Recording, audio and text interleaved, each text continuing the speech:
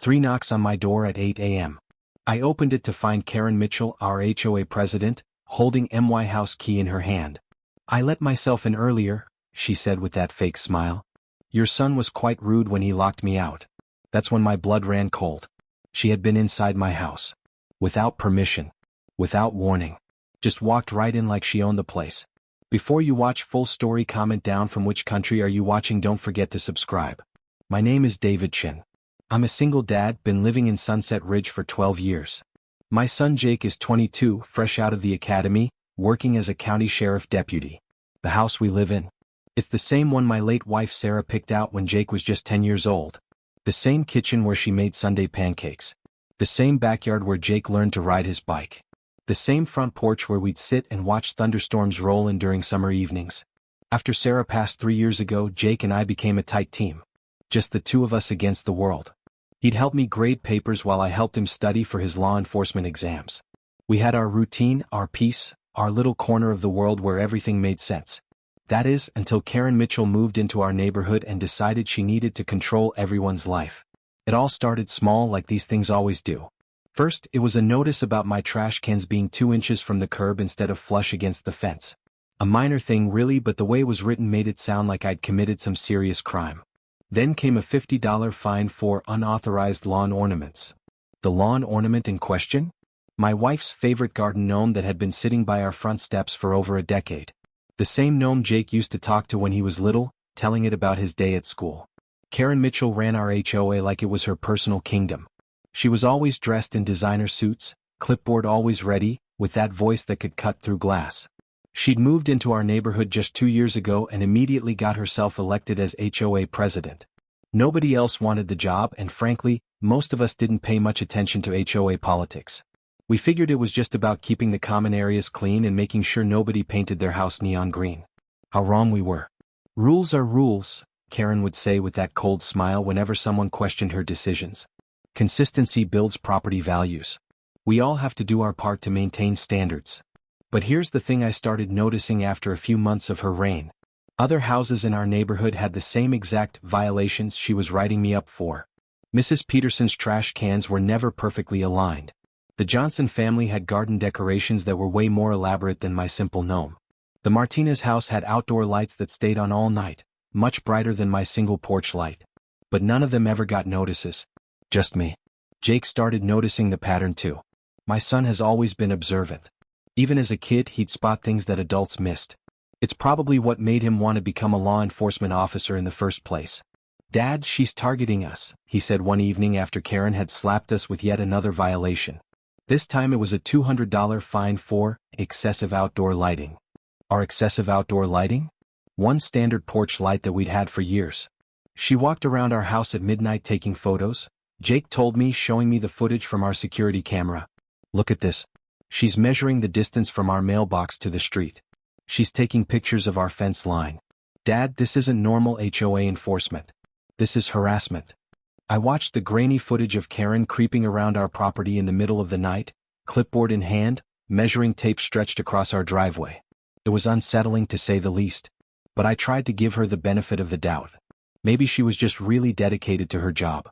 Maybe she took the HOA rules more seriously than most people.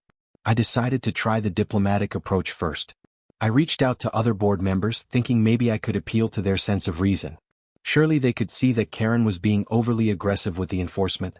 I called Jim Watson, who'd been on the board for 5 years. "Jim, I think there might be some confusion about these violations I've been getting. I've noticed other houses with similar issues that haven't been cited." Jim's response was polite but frustrating. "Oh, David, Karen handles all the enforcement. She's much better at spotting violations than the rest of us. We pretty much just vote on whatever she recommends.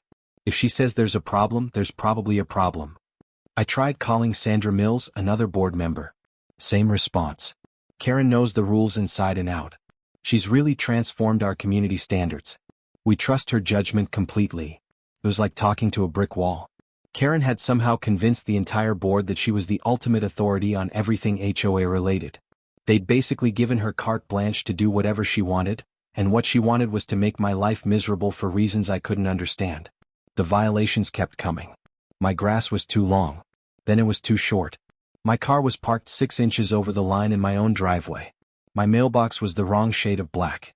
Each violation came with a fine, and each fine was getting bigger. Within 6 months, I'd racked up over $800 in penalties for things that wouldn't have bothered anyone with common sense. Jake was getting more frustrated by the day. He'd come home from his shifts at the sheriff's department, still in uniform, and find another orange violation sticker slapped on our front door. "This is insane, Dad. She's treating you like some kind of criminal. You're a high school teacher, for crying out loud. You've lived here longer than she has. You've never caused any problems." That's when things took a darker turn. Last month, I started getting the feeling that someone was watching our house more closely than usual. It wasn't just the occasional late-night photo sessions anymore. I'd come home from work and find small things out of place. A gate that I was sure I'd latched was hanging open. The spare key under our flower pot was in a slightly different position. My newspaper would be moved from where the delivery guy always left it. Jake noticed it too. "Dad, someone's been messing with our stuff. I can feel it." He started varying his schedule, coming home at different times, parking in different spots. That's when he caught her. It was a Tuesday morning. Jake had worked a night shift and was coming home around 7 a.m. As he pulled into our driveway, he saw someone coming out of our backyard.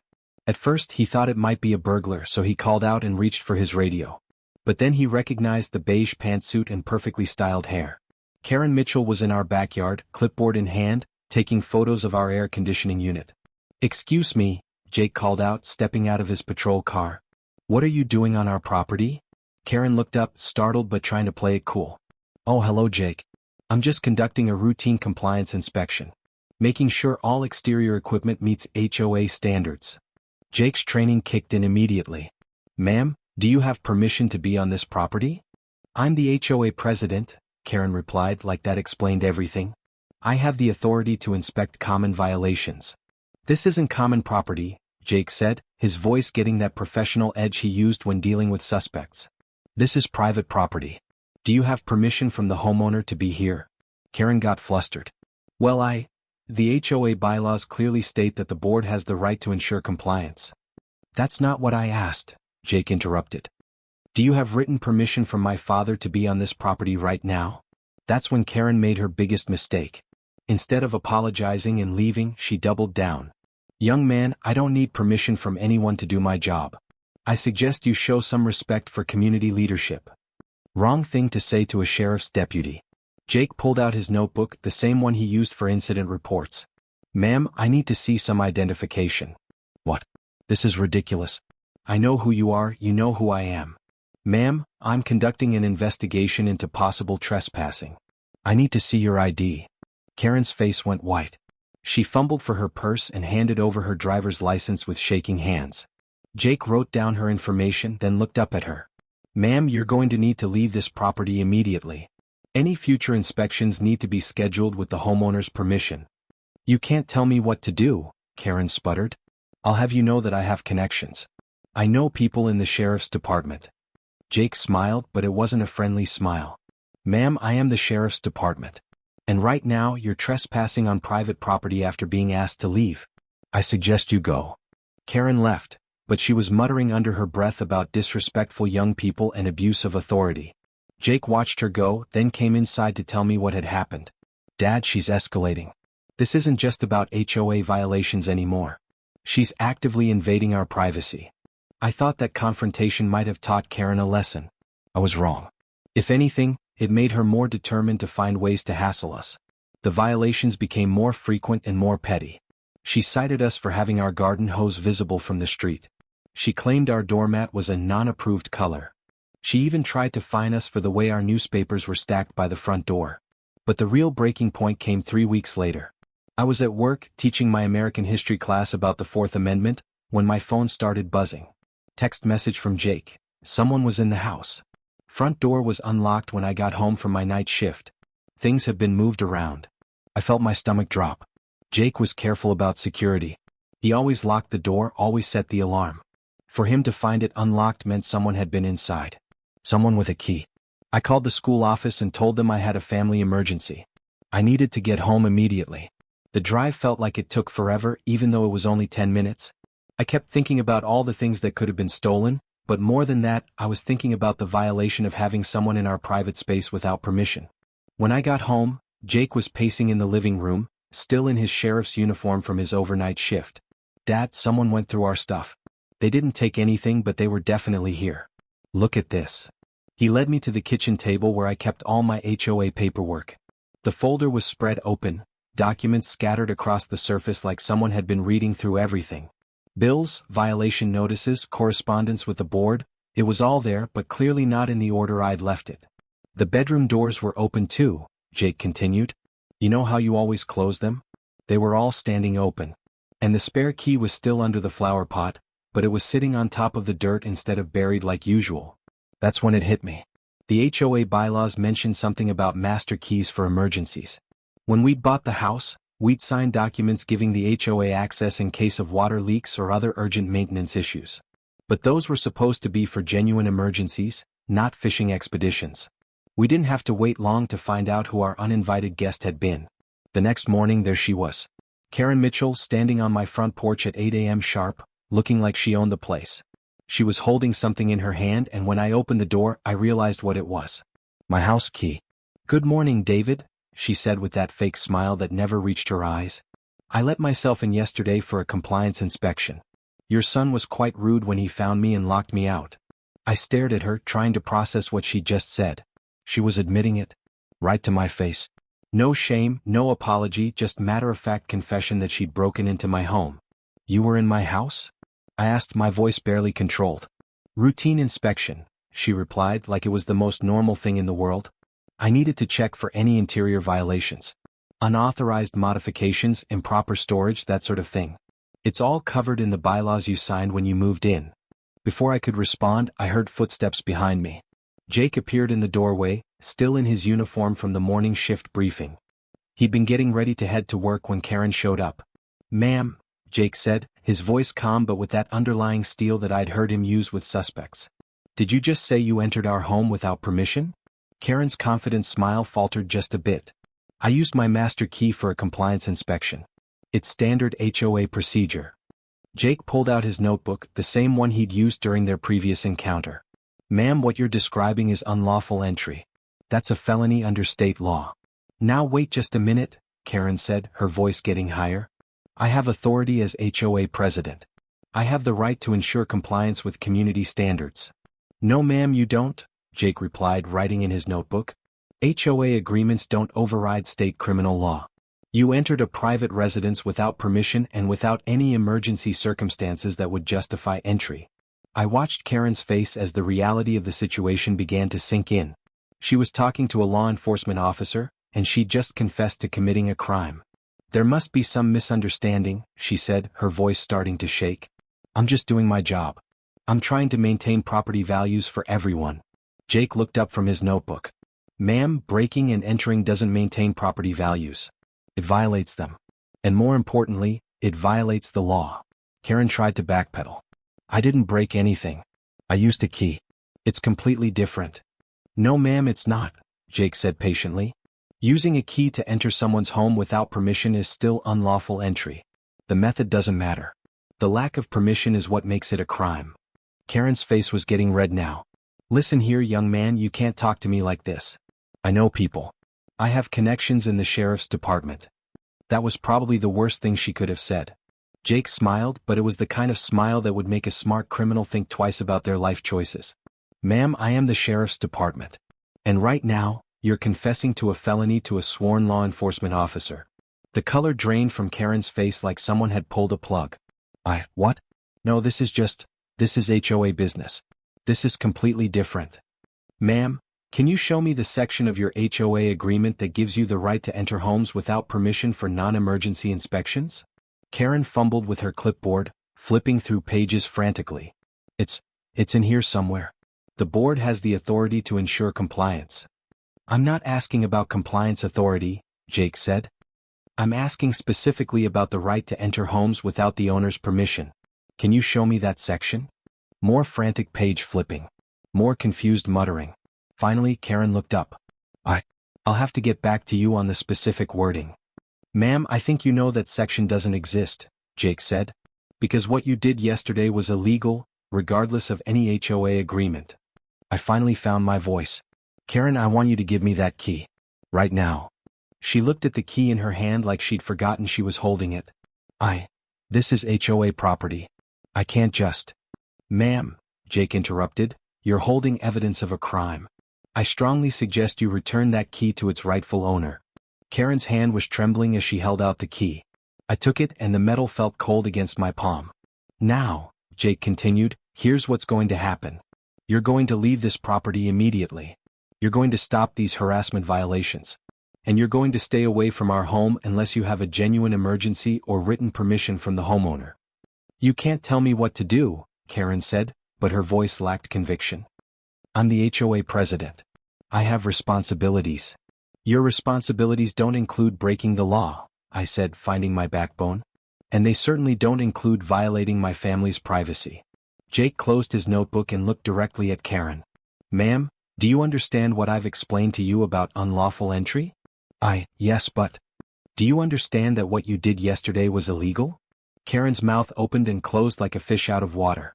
Finally she nodded. Good.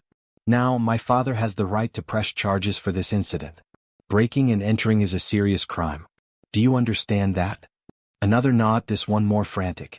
Dad, Jake said, turning to me, do you want to press charges? I looked at Karen, standing there in her perfect beige suit, clipboard clutched to her chest like a shield, and I saw something I'd never seen before. Fear. Real, genuine fear that her little power game had just blown up in her face. I said slowly. What you did was wrong on every level. But I'm going to give you one chance to make this right. Karen's eyes went wide. What do you mean? I mean you're going to stop this harassment campaign. You're going to stop these petty violations. You're going to treat me and my family like the neighbors we are, not like criminals you're trying to catch. And, Jake added, you're going to return any other keys you might have to homes in this neighborhood. Because I guarantee you, other families won't be as understanding as my father if they find out you've been letting yourself into their homes. Karen nodded rapidly. Yes, of course. I understand completely. This was all just a misunderstanding. Ma'am, Jake said, breaking into someone's home isn't a misunderstanding. It's a crime. The only reason you're not in handcuffs right now is because my father is a more forgiving man than most. Karen was backing toward her car now, stumbling slightly in her high heels. I should go. I have a board meeting to prepare for. One more thing, Jake called out. If you ever set foot on our property again without permission, I won't be having a conversation with you. I'll be arresting you. Do you understand? Yes, officer. I mean, deputy. I understand completely. We watched her drive away, her hands shaking so badly she stalled the car twice before getting it started. Think she learned her lesson? I asked Jake. We'll find out, he said. But Dad, you need to document all of this. Write down everything that happened with dates and times. If she escalates instead of backing down, we're going to need a paper trail. Jake was right as usual. That evening, I sat down and wrote out a detailed account of everything that had happened over the past few months. The escalating violations, the midnight photography sessions, the break-in, and Karen's confession. I also started taking photos of our property, documenting the current state of everything so I could prove if Karen tried to claim violations that didn't exist. For a few days it seemed like the confrontation had worked. No new violation notices appeared on our door. No strange late-night visits. Karen's car stopped cruising slowly past our house at odd hours. I started to think that maybe, just maybe, she'd gotten the message. I should have known better. The first sign that Karen wasn't done came a week later. I was getting my mail when I noticed Mrs. Rodriguez from 3 houses down walking toward me with a concerned look on her face. David, she said in a low voice, I heard what happened with Karen in your house. I wanted you to know that she's been asking questions about you around the neighborhood. What kind of questions? She's been going door to door, asking people if they've noticed any unusual activity at your house. She's asking about your son's work schedule, about whether you have parties, about your yard maintenance. She's trying to get people to report violations. Mrs. Rodriguez looked around nervously. She also asked me if I thought your son was using his position as a deputy to intimidate HOA officials. She wanted to know if I thought that was appropriate. My blood started to boil. Bad enough that Karen had invaded our privacy and broken into our home. Now she was trying to turn our neighbors against us and undermine Jake's reputation. What did you tell her? I asked. I told her that you and Jake are good neighbors and that she should focus on real problems instead of making up drama, Mrs. Rodriguez said. But David, I think she's planning something. She had that look in her eyes, like she was building a case. That evening I told Jake about the conversation. He listened carefully, then shook his head. "She's not letting this go," he said. "She's embarrassed and angry, and she's looking for ways to get back at us without directly breaking the law again." "What can she do?" Jake thought for a moment. "Well, she could try to get me in trouble with the department by claiming I abused my authority. She could ramp up the violation notices and try to hit us with so many fines that we'd have to move. Or she could try to turn the whole neighborhood against us." "Can she do that? Get you in trouble at work?" "She can try," Jake said. "But I documented everything. I have notes from both encounters and I followed proper procedure. Plus, what she did was actually illegal. If she tries to file a complaint against me, it's just going to draw more attention to her own criminal behavior." Over the next few days, it became clear that Karen had chosen option 2, ramping up the violations. A notice appeared on our door citing us for improper mailbox positioning. Our mailbox hadn't moved in 12 years. Another notice claimed our driveway had excessive staining from oil leaks. There were no oil leaks. A third notice cited us for unauthorized parking because Jake's patrol car was in our driveway during his off-duty hours. That last one was particularly stupid. Jake was required to take his patrol car home as part of the department's community policing initiative. It was actually encouraged by the sheriff's department and the city council as a way to maintain police presence in residential neighborhoods. "She's really reaching now," Jake said, looking at the latest batch of violations. "These are all bogus, and they're so obviously bogus that even the HOA board is going to have trouble justifying them." I decided it was time to take a more proactive approach. Instead of just reacting to Karen's harassment, I was going to start building my own case. I began reaching out to other neighbors, not to complain about Karen, but to ask about their experiences with the HOA. What I found was eye-opening. Karen had been targeting other families too, just not as aggressively as she'd been targeting us. The Johnsons had received multiple violations for their children's toys being visible in the yard. The Patels had been cited for cultural decorations during Diwali, meaning the string lights they'd hung to celebrate the holiday. The Williams family had been fined for their teenage son's car, which Karen claimed was too old and unsightly for the neighborhood. Every family had a story. Every family had felt the weight of Karen's arbitrary enforcement. But most of them had just paid the fines and tried to stay under the radar, hoping to avoid further harassment. "She's not just targeting us," I told Jake. "She's targeting anyone who doesn't fit her idea of what the neighborhood should look like." "That's discrimination," Jake said. "And it's abuse of power." "Dad, I think it's time we took this to the next level." "What do you mean?" "I mean we file a formal complaint with the sheriff's department about the break-in. We document all the harassment. And we encourage other families to speak up about their experiences." I wasn't sure I was ready for that level of escalation. Filing a police report against the HOA president would definitely make waves in our small community. But Jake was right, Karen's behavior was getting worse, not better, and it was affecting other families too. The decision was made for us the next morning. I woke up to find my car's tires had been slashed. All 4 of them, cut so cleanly that it was obviously deliberate. There was also a new violation notice on my door, citing me for vehicle maintenance issues, meaning the flat tires that had been fine when I went to bed. Jake took one look at the scene and immediately called it in to the sheriff's department. Within an hour, 2 deputies arrived to take a report and collect evidence. They found footprints in the flower bed next to my car and took photos of the tire damage. "This is vandalism," one of the deputies told me. "Probably a misdemeanor but still a crime. Do you have any idea who might have done this?" I told them about the ongoing conflict with Karen and the HOA. I mentioned the break-in, the harassment violations, and the fact that the tire slashing had happened on the same night as another bogus violation. "That's quite a coincidence," the deputy said. "We'll include all of this in our report. You should also document everything for your insurance claim." While the deputies were finishing their report, Jake pulled me aside. "Dad, this has gone too far. She's moved from harassment to actual vandalism. We need to put a stop to this before someone gets hurt." I agreed. That afternoon, I called the sheriff's department and filed a formal complaint about Karen's break-in. I also reached out to several neighbors who had shared their own Karen stories and asked if they'd be willing to speak with investigators. The response was overwhelming. Within 2 days, I had statements from 8 different families about Karen's harassment tactics. The Johnsons provided photos of their children's toys that had been cited as violations. The Patels had kept copies of all their correspondence with Karen about their holiday decorations. The Williams family had documented the ongoing harassment about their son's car. Most importantly, Mrs. Chen from the end of the street had security camera footage showing Karen walking around the neighborhood at odd hours, taking pictures of people's homes and measuring distances with a tape measure. When I compiled everything into a folder and delivered it to the sheriff's department, the desk sergeant whistled low. "This is quite a pattern," he said, flipping through the statements. "We'll definitely be following up on this." The follow-up came sooner than expected. 3 days later, Jake came home from work with a grim expression. "Dad, Karen called the department today. She filed a complaint against me, claiming I abused my authority and threatened her during our encounters." My heart sank. What happens now? Internal Affairs has to investigate any complaint against an officer, even obviously bogus ones, Jake explained. "But the good news is that I documented everything, and now they have your complaint about the break-in to compare it to. Plus, all those neighbor statements show a pattern of harassment on her part." The Internal Affairs investigation took 2 weeks. During that time, Karen seemed to lay low. No new violations appeared on our door. Her late-night photography sessions stopped. For a brief moment, I thought the whole thing might just fade away. Then Jake got the call. "The investigation is closed," he told me, grinning.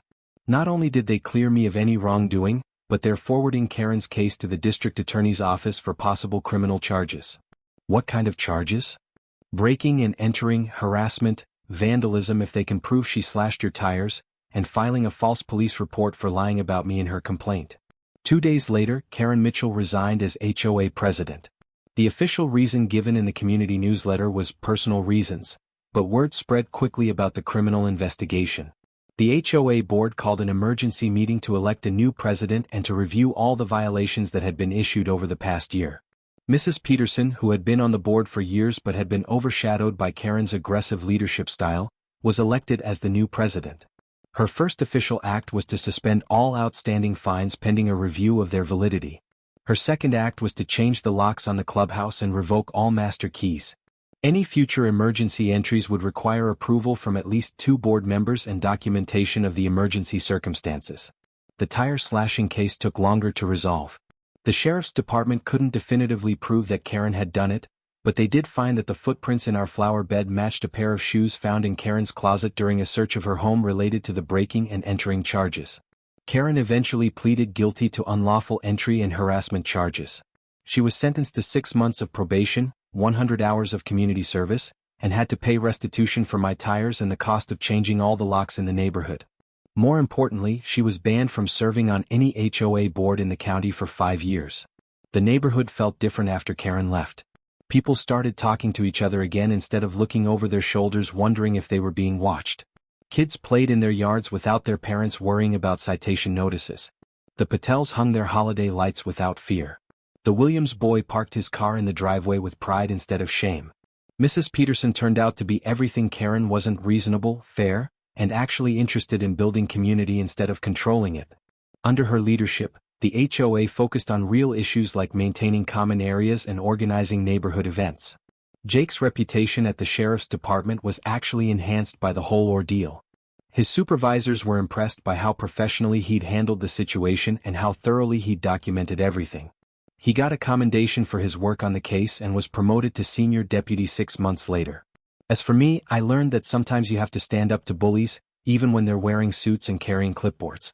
I also learned that having a son in law enforcement doesn't hurt when dealing with people who think they're above the law. The garden gnome went back to its spot by the front steps where it belongs. Sarah would have been proud of how we handled the whole situation. She always said that home isn't just a place, it's a feeling of safety and belonging. Karen tried to take that away from us, but in the end she only made us stronger. Some people think a title gives them unlimited power over others. But laws are laws whether you're wearing a badge or carrying a clipboard. And sometimes, it takes someone who actually understands the law to remind petty tyrants where the line is drawn. Jake still patrols our neighborhood regularly, but now it's as a protector, not because we're under siege. Karen moved out of Sunset Ridge 6 months after her conviction. The for sale sign went up the same week Jake got his promotion. Funny how quickly people's attitudes change when they realize they're not above the law after all. And even funnier how a neighborhood can heal when the poison is finally removed. Have you ever dealt with an HOA that overstepped their boundaries? Have you encountered someone who thought their position gave them the right to break the law? Drop your story in the comments below, and don't forget to subscribe if you want to hear more stories about people who thought they were untouchable until they met someone who knew better.